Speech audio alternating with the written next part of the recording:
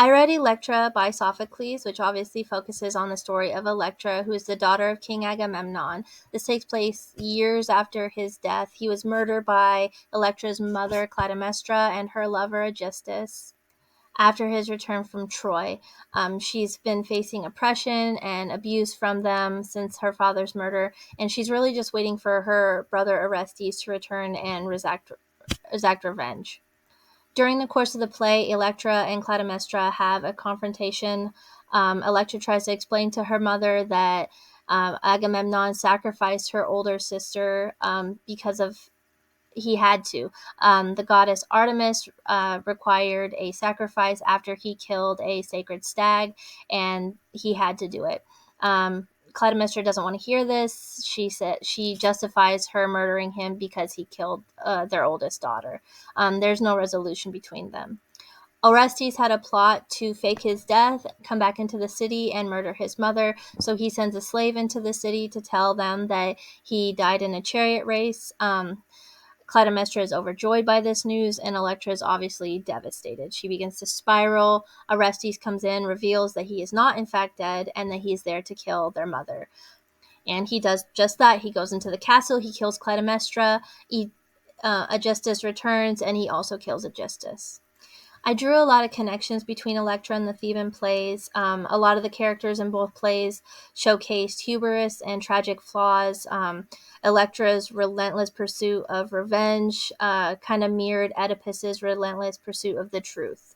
And both of those things led to their downfall.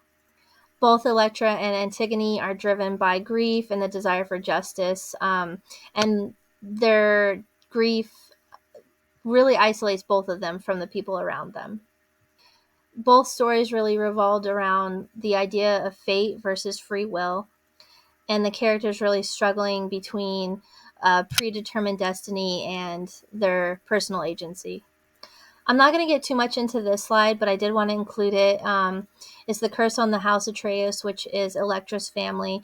It reminded me of the generational curse in the Oedipus family, how it started and it continued down the line.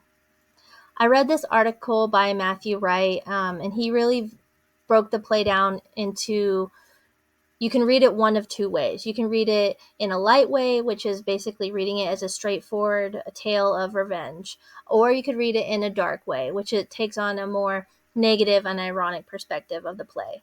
He gets into the emotional depths of the characters, including Electra, and how her emotions really revealed like a deeply troubled psyche.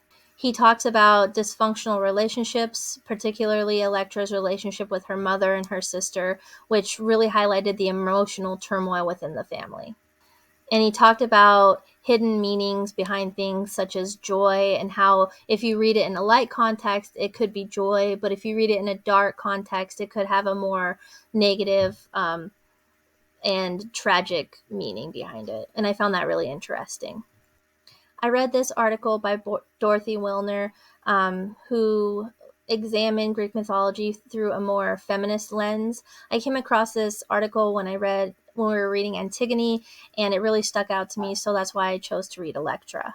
She really analyzed Electra's heroic role, which really enforced ideas of male domination and the confinement of women. She kind of talked about unfulfilled gender roles, and paralleled Antigone and Electra, who are both unmarried and childless and unable to fulfill traditional gender roles. She talked about the different interpretations of Electra and how Sophocles' version of her is a more heroic one, as she's seeking vengeance for her father's murder, and she isn't going to stop, and that made her more of a heroic figure versus Euripides' version, which she is more of a victim. I found looking at these plays through a more feminist standpoint was super interesting and enlightening.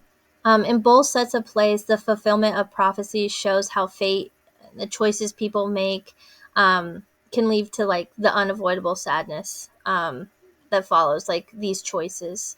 They both really emphasized how actions have consequences and how these people really couldn't escape fate. It had been predetermined, prophecies, curses, and I really enjoyed the idea of fate within these plays.